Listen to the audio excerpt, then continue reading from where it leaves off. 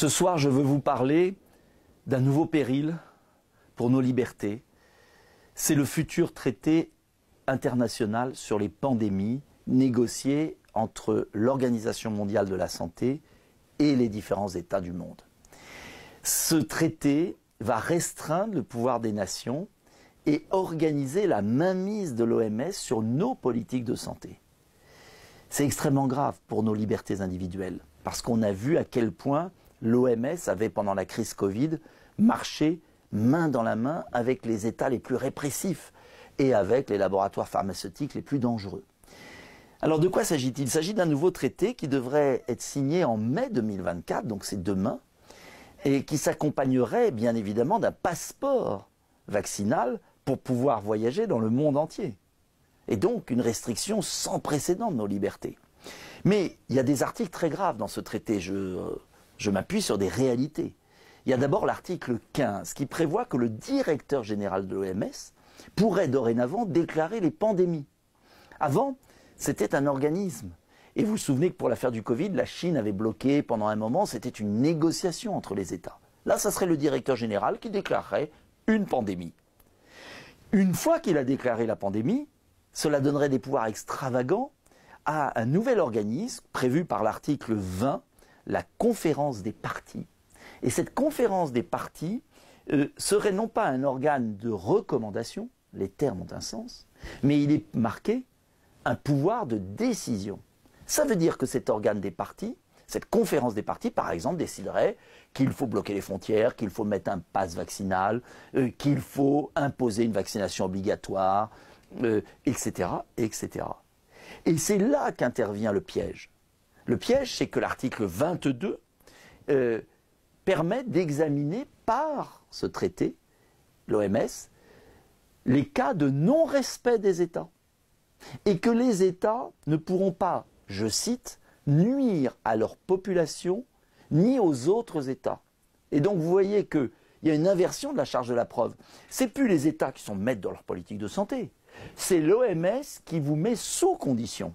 Alors pourquoi c'est grave? Parce que l'OMS n'est pas financée par des gouvernements, par des États. Il n'y a que 20% des crédits de l'Organisation mondiale de la santé qui sont versés par les États. Le reste de l'OMS est versé par qui? Par des intérêts privés, soit des fondations, soit de l'industrie pharmaceutique. Ça veut dire par exemple que la fondation Gates, Melinda et Bill Gates, finance l'OMS et donc est à fond pour une vaccination accélérée des populations. C'est la fondation Bloomberg, c'est aussi des industries. Alors ça veut dire quoi? Ça veut dire que vous voyez le piège se refermer. Ceux qui financent en plus ont le droit de demander que ces financements soient fléchés. Fléchés, ça veut dire quoi? Je finance l'OMS, mais je veux qu'on vaccine telle population, de tel vaccin, contre telle maladie. Vous avez vu que tout est bouclé.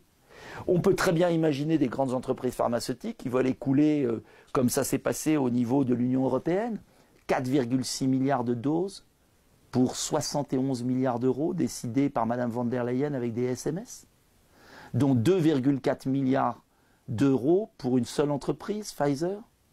Et donc vous imaginez que le pouvoir de décision n'appartient plus à la démocratie, au peuple, mais à un organisme supranational dirigé par des entreprises et des fondations.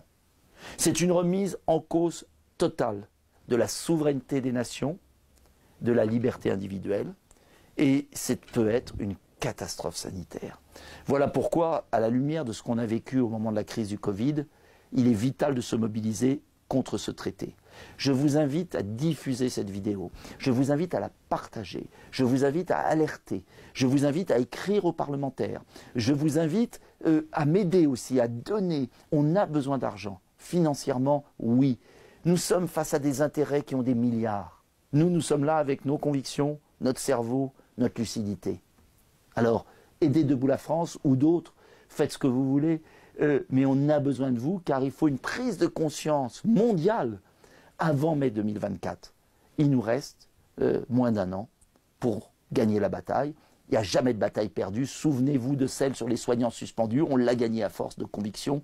Alors, on va gagner celle-là et on ne laissera pas l'OMS et des lobbies décider de notre corps, de notre santé, de ce qu'on se met dans le corps.